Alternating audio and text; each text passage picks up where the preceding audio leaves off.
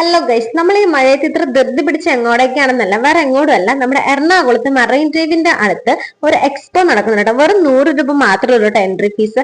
അവിടെ ചെല്ലുമ്പോ തന്നെ നമുക്ക് ഇഷ്ടപ്പെട്ടത് ഈ ആളെയാണ് കേട്ടോ. എന്താന്ന് പറഞ്ഞൂടാ, പുള്ളീനെ എനിക്ക് എന്തായാലും ഭയങ്കര ഇഷ്ടപ്പെട്ടു. പിന്നെ ദിനോസറിനെയൊക്കെ കാണാൻ ഒരു തൊട്ട് തലോടാനൊക്കെ ഒരു മോഹം ഉണ്ടായിരുന്നു. ഒന്നൊക്കെ ട്രൈ ചെയ്തു, പക്ഷെ എനിക്ക് കിട്ടിയില്ല. പക്ഷെ അന്നമ്മ വിട്ടുകൊടുക്കോ, തൊട്ടിട്ട് ഞാൻ വന്നോളൂ.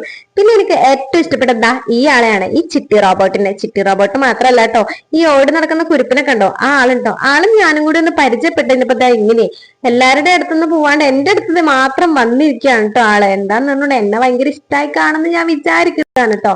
അതൊക്കെ പോട്ടെ. പിന്നെ ഞാൻ കണ്ടത് ഇഗ്ലു പോലെയൊക്കെ സംഭവം അവിടെ ഒരു 10 മിനിറ്റ് ആനിമേഷൻ മൂവിയാണ് കേട്ടോ. അടിപൊളിയാണ് സംഭവം.